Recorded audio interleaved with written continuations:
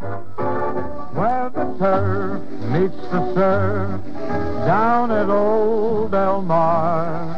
Take a plane, take a train, take a car. There's a smile on every face, and a winner in each race. Where the turf meets the surf at Del Mar. Sea breezes, summer sunshine, and creation's most beautiful animals. The combination is irresistible. A racetrack near a little village on the Pacific Ocean was an enticing idea hatched by a group of Hollywood high rollers back in the 1930s. But would the best horses and best jockeys show up? And would the beautiful people flock south from L.A. to play the ponies? On July 3rd, 1937, Bing Crosby had his answer. And there he was, welcoming that first wave of fans to the new Del Mar Racetrack. Crosby and his pals made Del Mar a summer haven for the Hollywood crowd. They preferred to be by the sea more than any place else, including Philadelphia.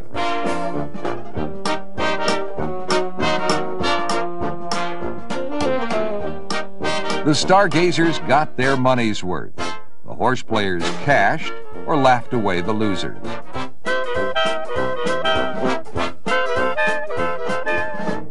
And everybody danced and sang till dawn. It was better than a private playground. Oh, very lovely seat. Very right. Yes, sir. Now. Who's there? The winner. The winner? Right on the nose. Where you been all afternoon? Well, been counting tickets. Been at the bar. Are these good? Why, certainly they're good. How do you like that? Thank you very much. They told me there was a profit in these places. You're dealing with long shot Hardyman.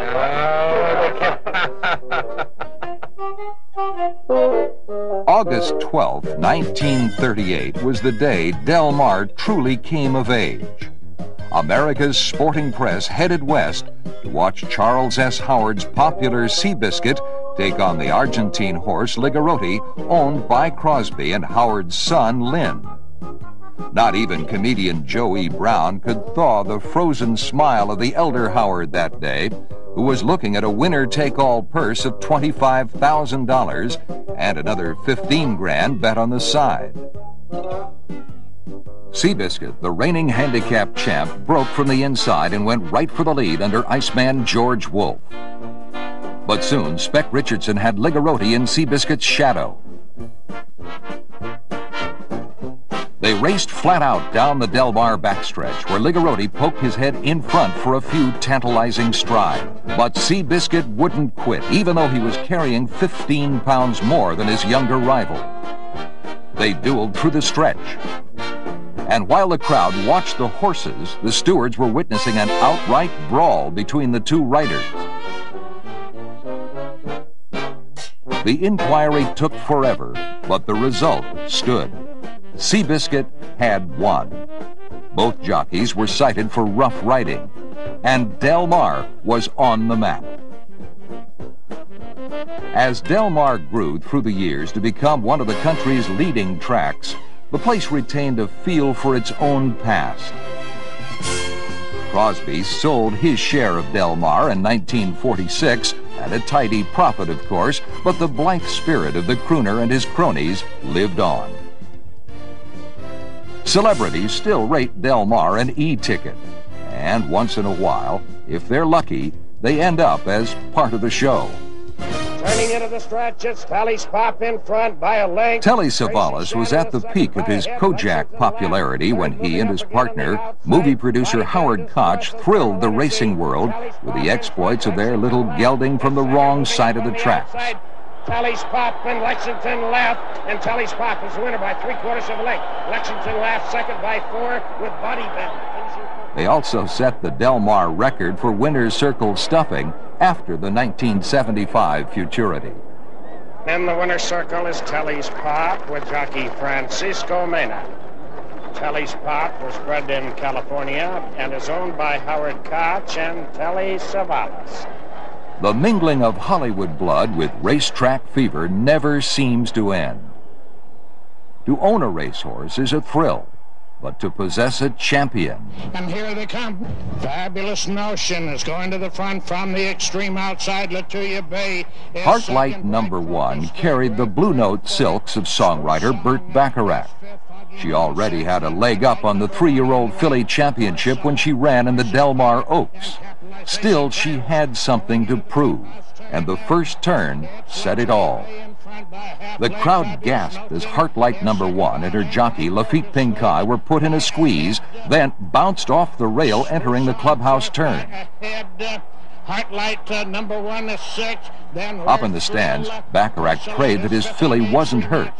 This was her answer. Heartlight number 1 is second by a head. And here comes Foggy Moon on the outside, and White Crocus. Now it's Heartlight number 1 in front, and Foggy Moon, Heartlight number 1, Foggy Moon, and Fabulous Notion. It was a performance that could inspire a song, but Heartlight number 1 already was named after one of Bacharach's hit records. She had to settle for the unbridled adoration of her owner. Heartlight number 1 went on to win an Eclipse Award that year, which found a happy home on Bacharach's mantle right beside his Oscars and Grammys. Anyone who had a heart that day at Del Mar knew exactly how he felt. Most of the civilized world celebrates June 21st as the first day of summer. The true racing fan circles a special Wednesday in late July as his own personal solstice. After 10 months of sport in the big city, everybody needs a breather, and that makes opening day at Del Mar like no other.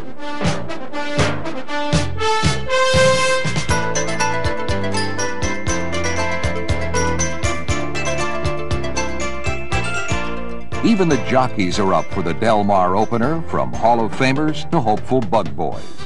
They know that the short stretch, the setting summer sun, and the 6-day racing week all present a different sort of challenge. The money alone is enough to raise the level of competition. In 1989, Del Mar doled out more than $13 million in prize money, enough to rivet the attention of even the most grizzled veteran. Somehow it all feels different at Del Mar. Jockeys and trainers let their minds wander to tea times and tennis games before getting down to serious business. The horses come out dressed in their summer finery, their coats glistening in the bright sunshine. Leaders Up gets the blood going, just as it does at any other track. But the Del Mar parade proceeds at its own holiday pace.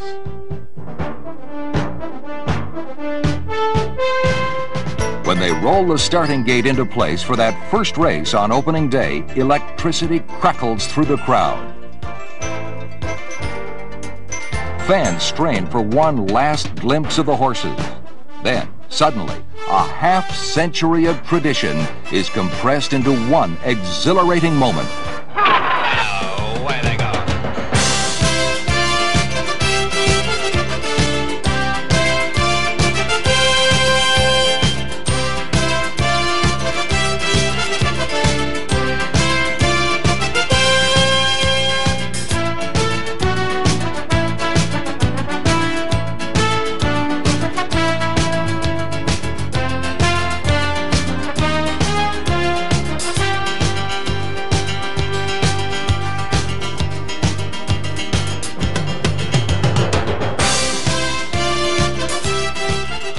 It's been said that money won is twice as sweet as money earned. Consider then the taste of a winning ticket at Del Mar, and double it if you've done it on opening day. A race named for the nearby city of Oceanside headlines every opening day program. There have been some dandy renditions and handsome winners, but for sheer excitement, this one might have topped them all. First Mate is third, moving strongly on the outside, and Baffle in the middle of the track. Broad Shadows in front, and here comes Baffle. Broad Shadows, Baffle, and First Mate. And Broad Shadows is the winner by a nose. Baffle second with First Mate, finishing third. Del Mar has become a 7-week bonanza worth a cool $4 million in stakes money. Only the fastest horses need apply. And the fastest of the fast get together in the race named for Crosby himself. The 1959 renewal featured speedy Old Foals and the crowd-pleasing Silky Sullivan, who had come from 30 lengths back to win the Santa Anita Derby the year before. As usual, Silky fiddled around at the back of the pack, while Old Foals burned through the first half of the 6-furlong race. When the real running began, Silky Sullivan found a diamond lane through the heart of the field and came flying at the leaders. But his run fell short, and Silky had to settle for third. Old Foals, in the meantime, equaled the stakes record of 1 minute 8 4/5 seconds. Still, he had enough energy left to give his owner, Neil S. McCarthy, a victory headbutt in the winner's circle. More than a quarter of a century later, it still takes a very fast horse to win the Crosby, or in this case, it took a champion. Into the stretch, it's Chinook Pass in front. Named for a fierce wind and ridden by a pirate, Chinook Pass was christened by Lafitte Pincay as the fastest horse he'd ever known. The Crosby was no contest. He won by 8 lengths and kept right on going to run away with an Eclipse Award. A lot of people thought they saw another championship performance in 1989 when Gene Klein's On the Line romped home. But his career ended with a tragic injury just 3 months later. Coming to chase him home, but it's On the Line, super impressive. He's much too good for the Bing Crosby field. On the Line and Gary Stevens romp home. They called him the Black Horse, the Diver, and Del Mar was his domain. Native Diver won $1 million back when it was worth $1 million. With Buster Millerick guiding his destiny, the Diver won 35 stakes races over 7 memorable California seasons. Native Diver saved some of his best days for Del Mar. The lanky gelding virtually owned the San Diego Handicap, winning in 1963, 64, and here in 1965 under a record 131 pounds. 2 years later, at age 8, Native Diver made the Del Mar Handicap the final victory of his career. The Diver wasn't the only horse to run wild at Del Mar. Ed Gann's Wicker won 4 stakes in a 2-year span. This one was especially sweet for Gann, who operated a fishing fleet out of San Diego Harbor. Super Moment is 5th, and Dorcaro. Now it's Wicker on the outside by a head. Druilli is 2nd. Cajun Prince 3rd, and Super Moment in a toss. Wicker in front. Cajun Prince and Druilli. The fellow hoisting Terry Lipham into the saddle is trainer John Gosden, and the horse is Bates Motel. Movie buffs loved the big, gawky colt, whose name conjured up images of bloody showers and a psycho named Norman. But on the track, Bates was all business. The San Diego was a key stop on the way to his Eclipse Award as the best older horse of 1983.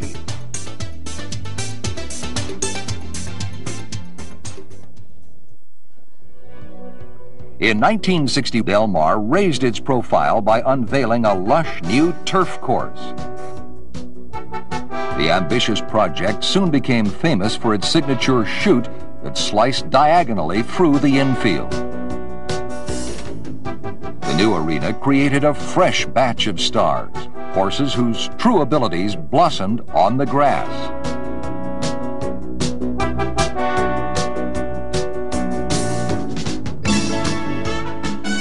By the early 70s, 5 of the 6 top races at the meet were contested on the turf. The results, more often than not, looked like this edition of the Del Mar Derby, with half the field still in contention deep into the stretch.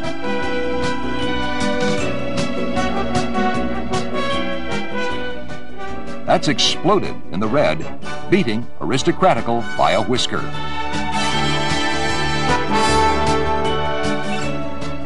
Del Mar can be a fertile proving ground for late bloomers. Two of the best broke cover in divisions of the 1966 Escondido Handicap.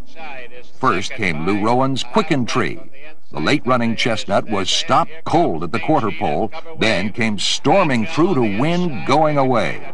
For home, it's Queenie in front by a length and 1/2, and here comes Quicken Tree. It's Queenie and Quicken Tree. It's Quicken Tree in front, Queenie and Thunder ahead. They come down the line to finish with Quicken Tree winning it by a length and 1/2. Main sheet is second to none. In the second half of the 66 Escondido, Amerigo's Fancy took on the Colts and beat Lava Flow in a close one. It's Lava Flow and Amerigo's Fancy. It's Amerigo's Fancy and Lava Flow. Amerigo's Fancy and Lava Flow. They go down the line to finish. Amerigo's Fancy winning it on nose. Lava Flow is second to length and 1/2. Her owner, Desi Arnaz, was in the winner's circle to greet his filly with a hug and a kiss. Amerigo's Fancy was one of the most successful prospects to come out of the annual Del Mar yearling sale, a high point of every summer season. It's a time when business mixes with pleasure, when young colts and fillies strut their stuff.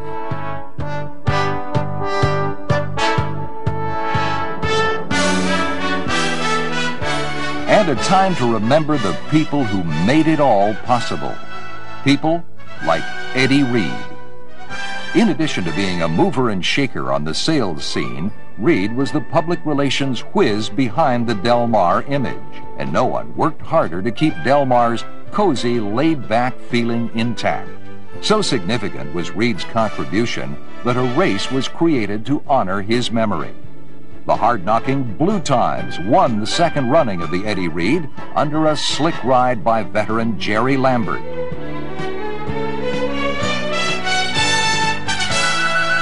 Within a few years, the Reed became one of the top middle-distance turf races on the California circuit. You needed a good horse to win the Reed, and such a horse was Go West Young Man. Adding to Go West Young Man's considerable appeal was the easygoing manner of his trainer, Mary Lou Tuck. After winning the Hollywood Gold Cup at age 5, Go West Young Man returned to Del Mar to rack up a memorable running of the Reed. Speedy Relaunch set the pace, followed closely by Bold Tropic and the Bart, while Go West Young Man dropped back to last.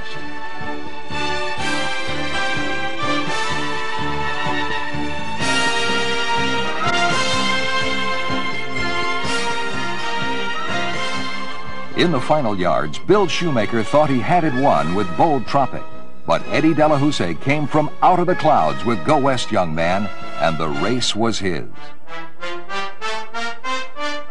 If Mary Lou was impressed with her work, she never let on. She preferred to let her horse do the talking. Remember Wicker, the Del Mar Demon? He wasn't content with merely winning the Reed in 1981. The next year, he made history as the first two-time winner of the race. It's the cavalry charge. Now it's Wicker in front, and Spence Bay. Wicker, Spence Bay, and Perot, and Wicker's the winner by half length. By the late 1980s, the Reed was a world-class event. Its winners became important animals: Al Mamoon, Tsunami Slew, Deputy Governor. The 88 running played out in front of a national TV audience. Trevor Denman's call turned Sheikh Mohammed's Sharood into a household word, at least in racing households. Gates are open, field sent on their way, and Barbary bounces straight clear. Barbary opens up 2 lengths immediately. Double Feint getting into second. Skip out front is third.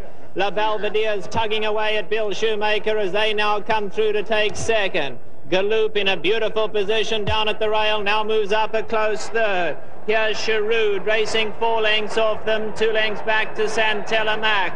On his outsiders have a try, and the trailer Louis Legrand. They go to the half mile in the Eddie Reed, and it's still Barbary at a good pace, leading at 3 parts of a length. La Belvedere's right there second. Galoop at the rail is third, and then it's Skip out front. Double Feint on the outside. Toro beginning to ask him to pick it up. Now he's 3 lengths off them. Sharood is still full of run, 4 lengths to make up, and then it's Santella Mac. A compact field comes to the quarter pole. The pressure is on Barbary now, but he's finding more at the rail. La Belvedere is right up alongside of him. Skip out front. Lafitte Pink Eye moves the big grey Cheroud to the grandstand side. And here comes Cheroud now to put in a huge run. Coming on Leighton Santelemac, but it's Lafitte Pink Eye. And Cheroud takes Lady Reed so impressively. 2 years later, winning trainer John Gosden was back in his native England, handling a whole stable full of Cherouds for the Sheik. Long before horse fair, Equifest, or any of the other modern-day celebrations of the horse, Del Mar was the home of Horse-a-Rama. Track announcer Joe Hernandez served as master of ceremonies for a variety of equine delights. Movie star Audie Murphy saddled up for a stable pony race through the Del Mar stretch.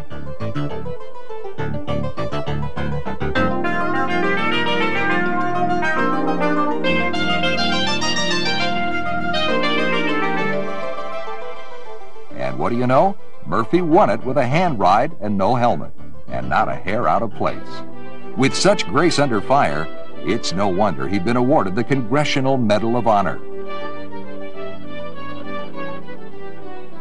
The Del Mar social scene ranges from posh garden parties to picnics on the turf course. Here's the final heat in the 3 feet and under class.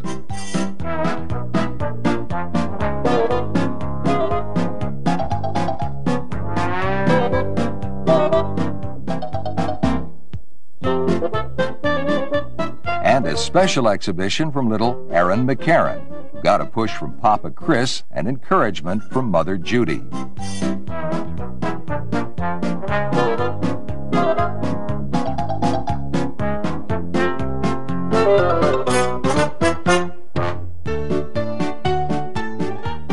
It's Seabiscuit and Ligaroti, Ligaroti and Seabiscuit, and whoa, that's putting the cartwheel before the horse.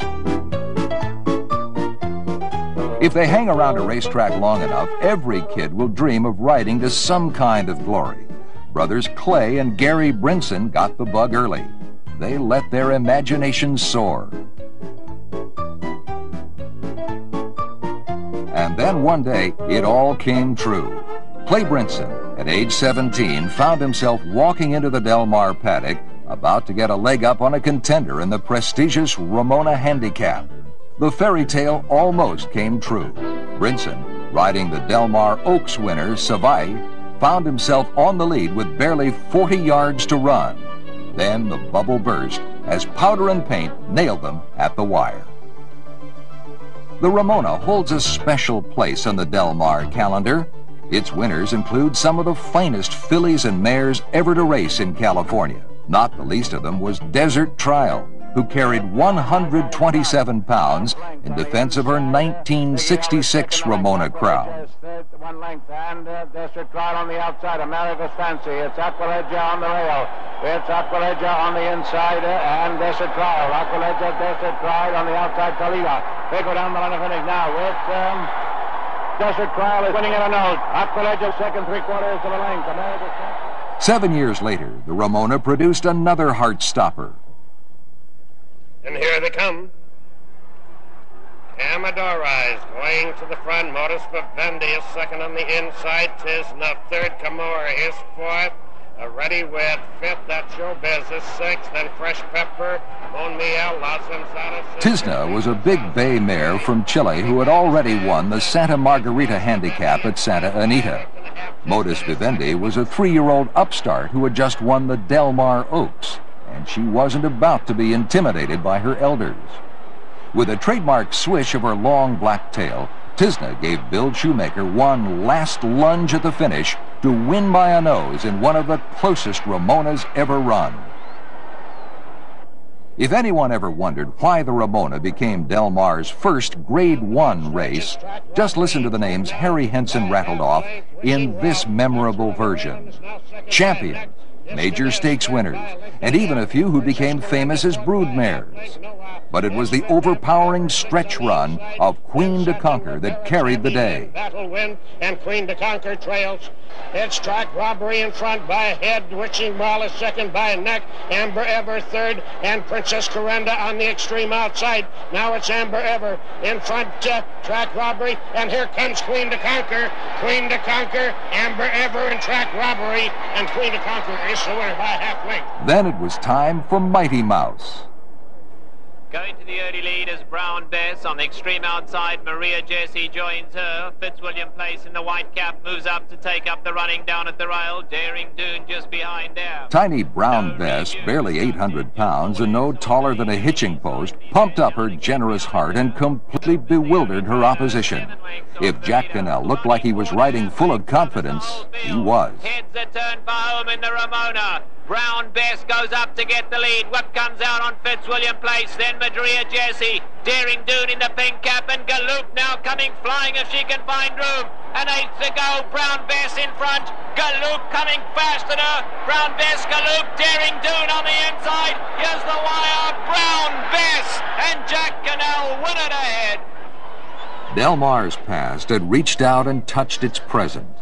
Brown Bess was carrying on a family tradition begun 20 years earlier, when her granddam, Greta, won a division of the very same race for the family of owner Suzanne Pachean. To look at the upscale Del Mar beachfront these days, wall to wall with condos, houses, and hotels, you wouldn't believe trainers used to take their horses down there. But it's true. There are pictures to prove it. Charlie Whittingham, no less, claimed the salt water was a great bracer for thoroughbred legs, nature's most efficient whirlpool.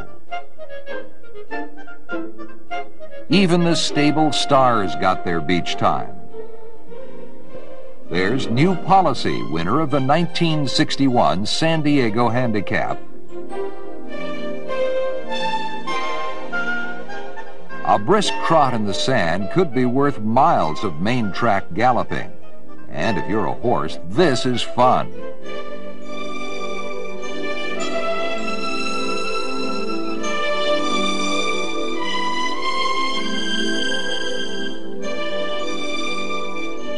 Whittingham's top exercise boys, a couple of good Joes named Merriweather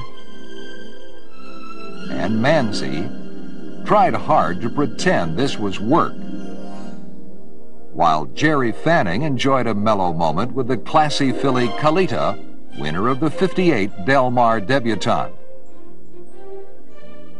Three-time Del Mar riding champ Ray York was a smooth sailor on the skis. So was actor Hugh O'Brien, a racetrack regular.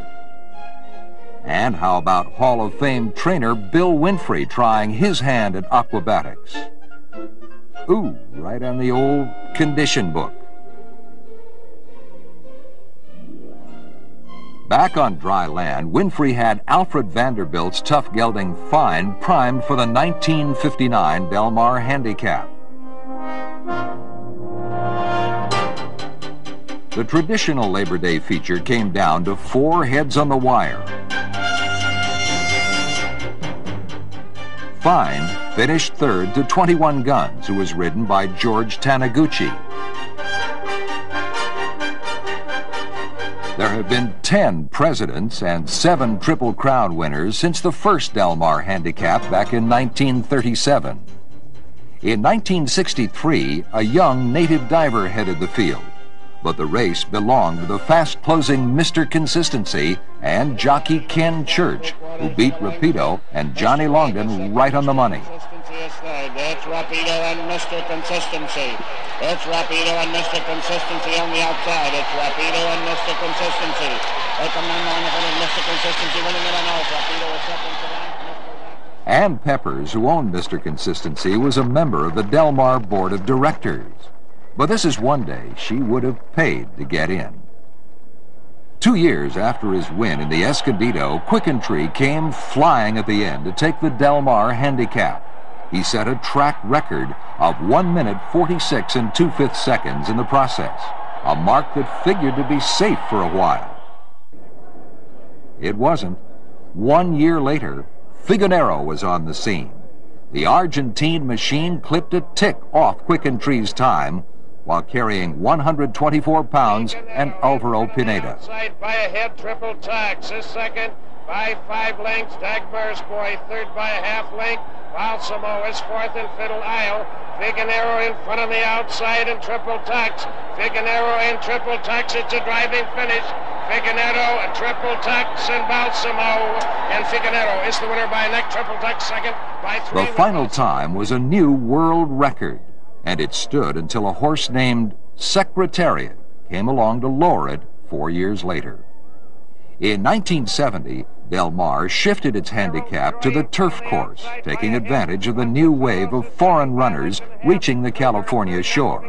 This was the result. Darrell's Joy between horses. Contra Todos on the inside and Cougar. Darrell's Joy, Contra Todos, and Cougar. It's a driving finish, and Darrell's Joy is the winner by a nose. A champion from New Zealand beat 2 stars from South America. And there they go. Red Reality is going to the front. Dollar Discount is second. Tanny Hill third. The 1973 handicap brought together the winners of practically every major West Coast grass race that year. Adding spice to the field, Red Reality was flown in from New York after winning the Bernard Baruch handicap at Saratoga. The 7-year-old chestnut got Harry Henson's first call away from the gate. Then he settled down to bide his time along the hedge for jockey Braulio Baeza. What transpired after that was a classic case of patience, persistence, and just enough luck to make the difference.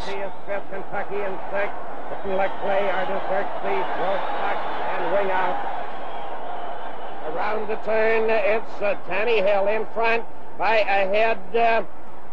Life Cycle is second on the outside by a neck, and here comes Kentucky, and on the extreme outside. When the field turned for home, Red Reality found himself in a box about 6 lengths behind the favorite Life Cycle.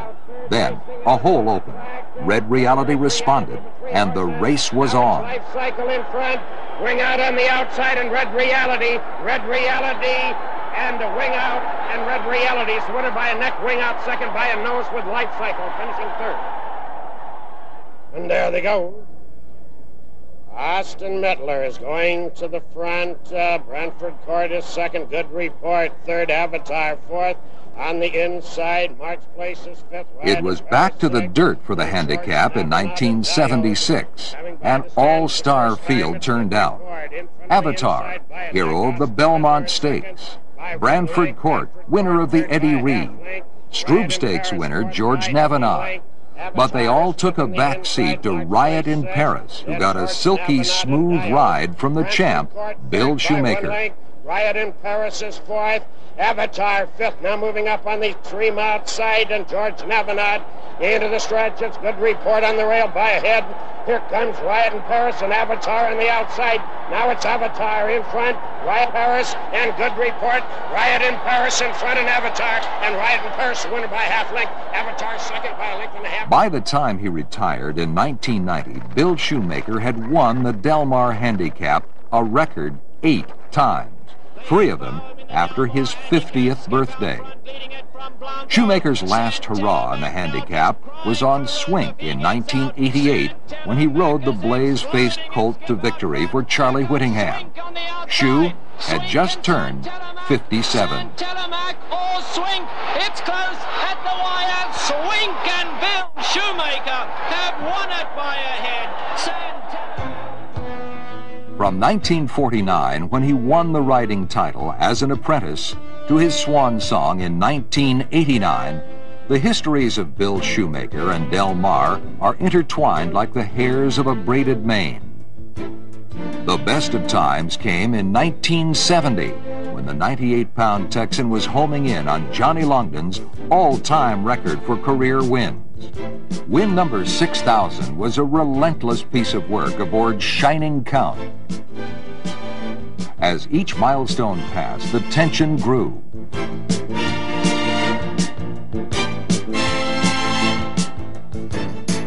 Win number 6030 on Have a Go showed Shoe at his best.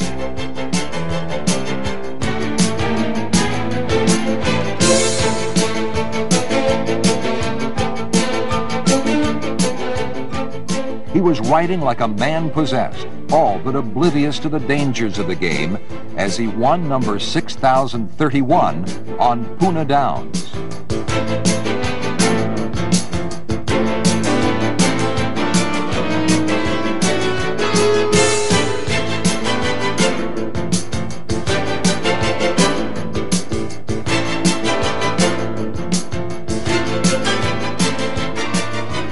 On September 6th, Shoemaker tied Longdon's mark at 6,032 aboard Esquimalt. He was the man of the moment, the athlete on everyone's mind. Railbirds reached out to touch a piece of history, and Shoemaker, as usual, shared the moment. At that point, the record was a foregone conclusion. But in racing, a sure thing is only a good thing after the results are official. It finally happened on Labor Day. Shoemaker went wire to wire in the fourth race on the 2-year-old filly Dares J. The record was his. He was alone at the top of the game, soaring to the summit in the wake of 2 serious injuries that had threatened his career.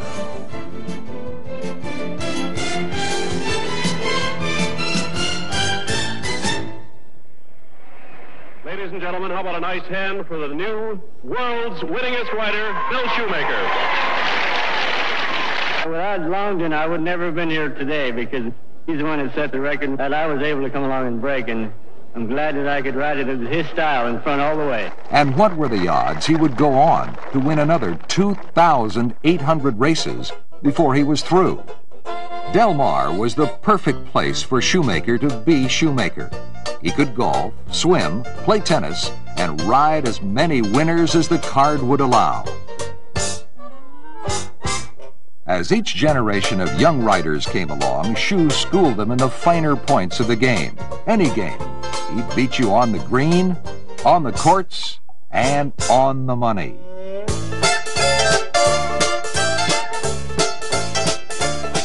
And he never, ever had any trouble making the weight.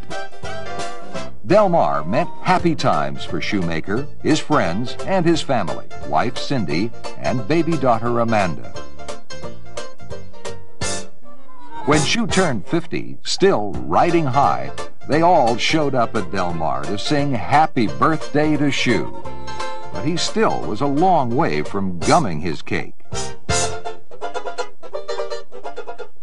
In fact, Shoemaker was still a young buck of 42 when Del Mar presented the first of 5 rocking chair derbies in 1973.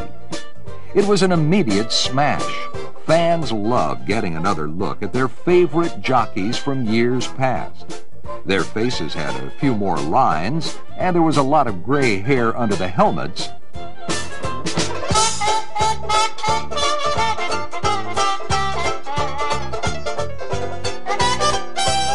But nobody told the horses these guys were past their prime. Dusty Chris with Ralph Neves in front. By a neck, no dispute with Dean Hall moving up on the outside. No dispute on the outside. And Dean Dusty Hall Chris was so inspired by his win in the first rocking chair derby that he came out of retirement. 7 years later, he won the Del Mar Futurity against the kids. Ken Church said getting fit for the rocking chair derby was the hardest thing he'd ever done. And boy, did it feel good to sit down. The hero of 1975 was George Taniguchi, who became a racing official after his retirement. He wasn't this excited after winning that Del Mar handicap on 21 guns.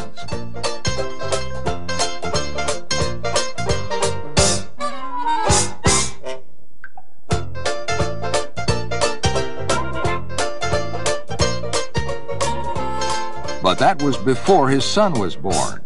The rocking chair derby gave Ryan Taniguchi a chance to see how Dad made his name.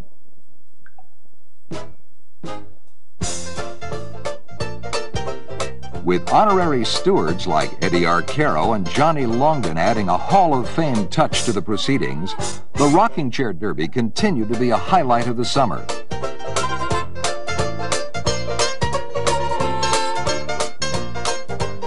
Taniguchi almost won another one in '76, but the chair went to Eric Guerin.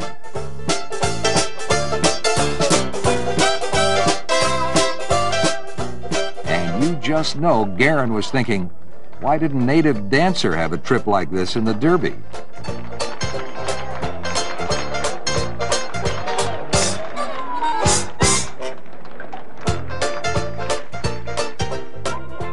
The not-so-old-timers all loved the event. Ralph Neves, Manuel Icaza, Howard Grant, Bill Harmetz, and so did the crowd.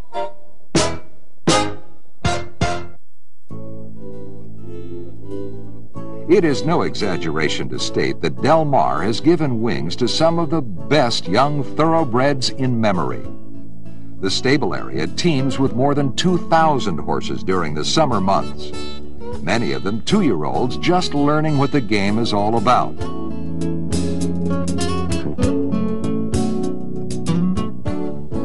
It's times like these when hopes are raised. Is that a Derby colt? Will that filly take us to the Oaks? Is there a Breeders' Cup in this one's future? Will my $1 million yearling ever make it to the races? And will my pony find its way back to the barn?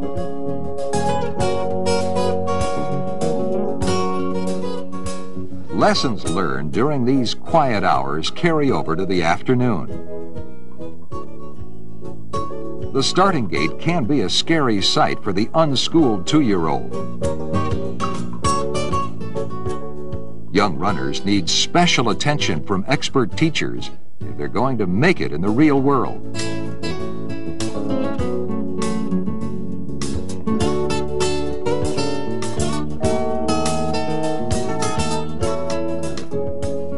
Few horses have learned their lessons better than those trained by Wayne Lucas. Lucas has won a healthy portion of his $100 million in purses in Del Mar's many stakes for 2-year-olds. He has thoroughly dominated the Del Mar debutante, beginning with Terlingua in 1978. Lucas liked to call Terlingua a female version of her sire, the Great Secretariat. She certainly took her competitive cue from her old man. The '78 debutante was as lopsided in the running as it was in the betting. Terlingua practically jumped through the starting gate, then carried Darrell McHarg to a stakes record time for the mile.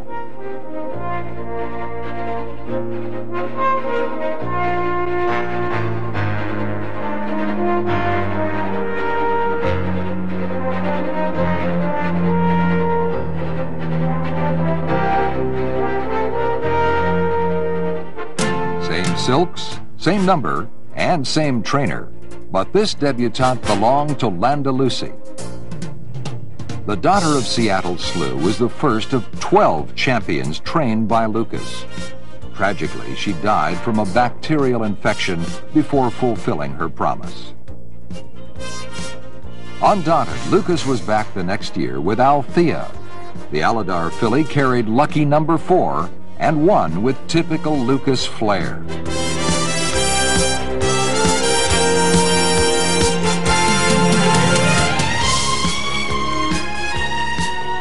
Then Althea did her predecessors one better. 10 days after the debutante, the daughter of Aladar came back against colts in the Del Mar Futurity.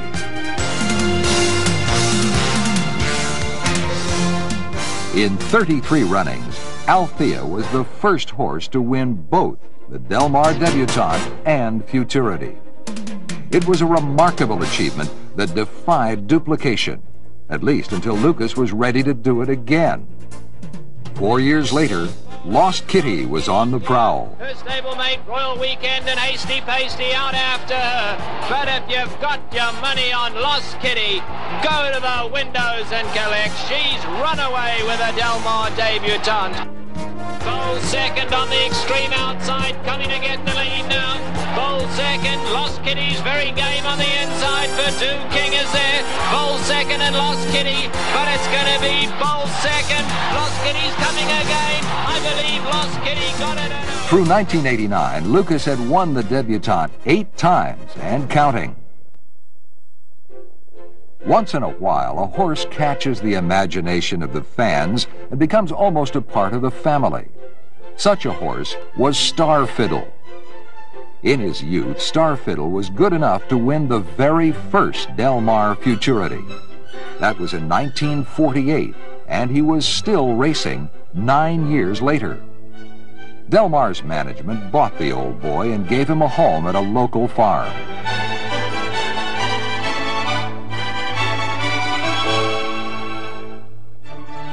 After that, the only thing Star Fiddle had to do to earn his keep was lead the field postward for each Del Mar Futurity, which he did from 1958 to 1972.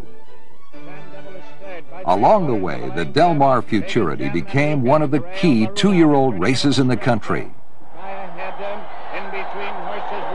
Rukin on the inside, and Sand Devil gave the fans a treat with their 1966 battle. Rukin was the winner in a photo finish that became the definition of close but no cigar. The 1967 Futurity field featured a powerful cast of riders, including Shoemaker, Bill Hartack, Walter Blum, and Jerry Lambert. Blum won it aboard Baffle, and in the process, he gave Johnny Longden his first major victory as a trainer.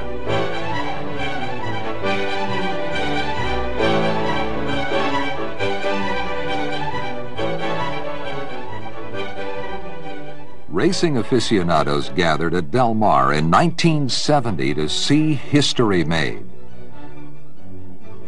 June Darling was trying to become the first filly to beat the boys in the Futurity. A tough bunch of colts were standing in her way, including the swift Bold Joey and future Kentucky Derby winner Canonero. June Darling is second by a length and a half. Bold Joey third by a length and a half. Janine's Lag fourth. Two Worlds is fifth, and Canonero. Into the stretch, it's June Darling in front by a neck. Kafartov is second by 2 lengths. Bold Joey third. Janine's Lark is fourth, and Two Worlds. June Darling in front. Kafartov and Bold Joey. June Darling and Kafartov, and June Darling's winner by a length and a half. Kafartov second, with Bold Joey finishing third. In 1971, the Futurity was switched to the turf. MacArthur Park got his first taste of the green stuff in a workout for Bill Shoemaker.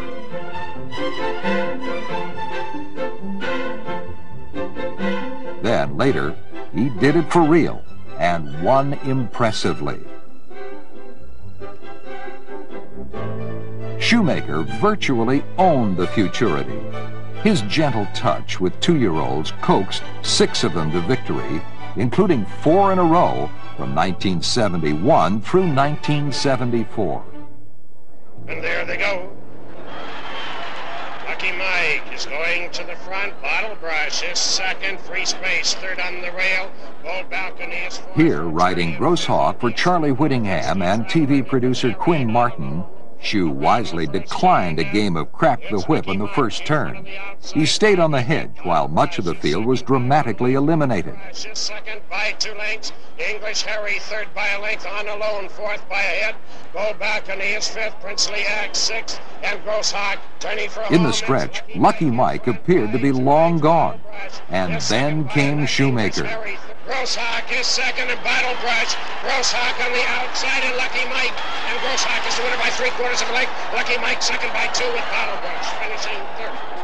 One of Shoemaker's best Del Mar moments came aboard the roguish Diabolo, a colt who needed to be ridden with surgical precision. Going into the far turn, that's Fort Ruler on the rail by a head. Fleet Velvet is second by a length and a half. DiMaggio third by a neck. Diabolo fourth on the inside by a neck. The Bagel Prince is fifth. George Navinod sixth, and Podium. Around the far turn, it's Fort Ruler on the rail by a head. Fleet Velvet is second by 3/4 of a length. Diabolo third by a neck. DiMaggio fourth. by half length. George Navenant is fifth, then Podium in the Bagel Prince. Turning into the stretch, it's Diablo in front by a neck. DiMaggio is second by 3/4 of a leg. George Navenant third in the middle of the track, and Fleet Babbitt on the rail. Now it's Diablo in front. Here comes George Navenant on the outside. Diablo, George Navenant, and DiMaggio. And Diablo is winner by a neck. George Navenant second, with DiMaggio finishing third. In 1978, Flying Paster demolished the Futurity field.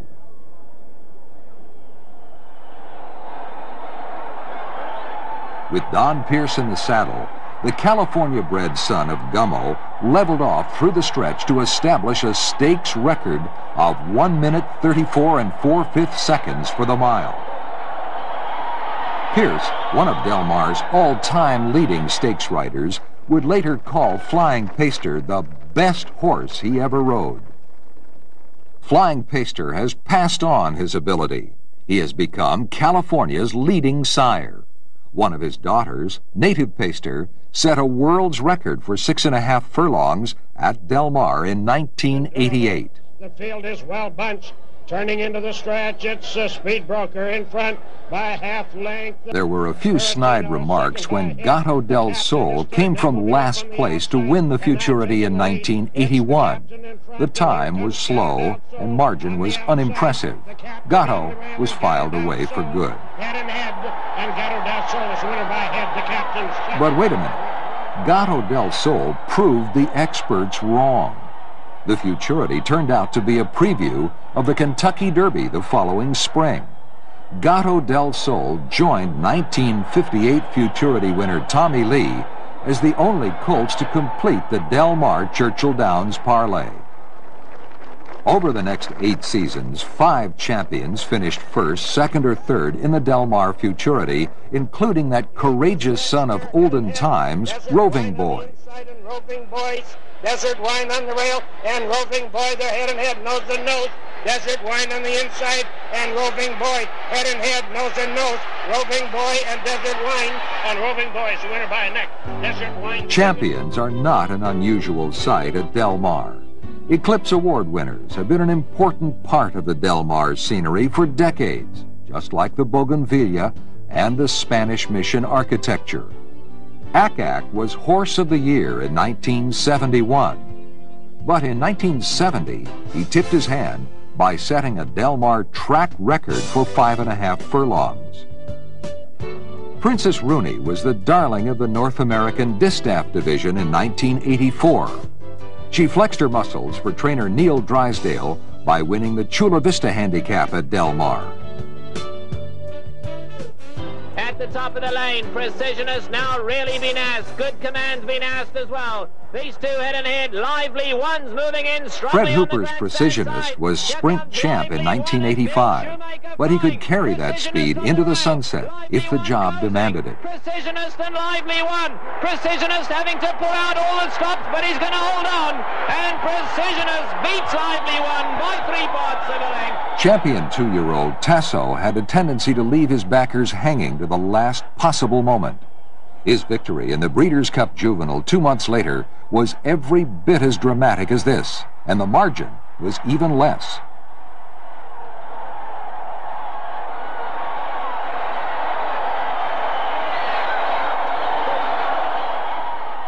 They turn for home. What a match race this is. It's what Del Mar fans expect. Nothing less than a Horse of the Year coming through the stretch with a race on his hands. Ferdinand Shoemaker, what a superb ride. He's just sitting on him now, letting the reins loose. Ferdinand comes through. A 1/4 mile to go, and Bayakoa's telling them you're going to have to pick up your feet to come and get me. Or an early peek at what a champion mare looks like when she's in full flight and running like the wind. 10 lengths and extending. And if you got your money on Bayakoa, you can go to the windows now. She's romped home in the June Darling by double figures. Queen Forbes second. It was trainer Ron McAnally who harnessed Bayakoa's speed, and it was McAnally who guided the career of 2-time Horse of the Year John Henry. The grand old man of racing never competed at Del Mar, but he did act as if the seaside track were his favorite training ground. That's not surprising. A lot of horses and people are at their best where the turf meets the surf. It's a place where the heroes are real, where fans can almost reach out and touch the stars of the game. For all its pageantry and success, Del Mar has retained an intimacy that remains unique. Through the years, the horses and people have held up their end of the show. Perhaps it's the stage that inspires the play. Why else would Bill Shoemaker choose this way to say farewell in his final Del Mar appearance? Bill Shoemaker and Eddie's Bro trying to find more at the rail.